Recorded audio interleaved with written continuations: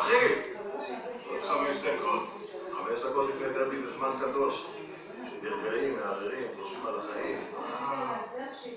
מה יש לשם? אתה בא לראות כדורגל עם קוסטה? כן, למה? אלוהים, קח אותי בבקשה. עכשיו זה זמן טוב. כדורגל. מה יש לך שם? זה היביסקוס. מה?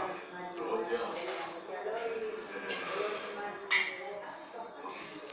מה היית חום פה? כן, שמואלי. אני תמיד חייב לאחר. 2 דקות תיתן להם לחפש חניה.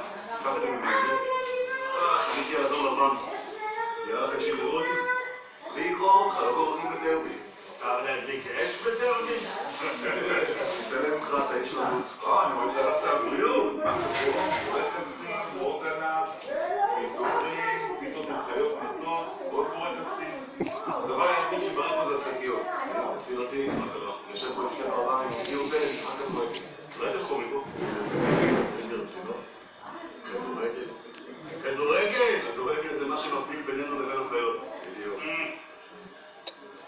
וואו. איזה שתי קלף, טעים. אפשר לצפות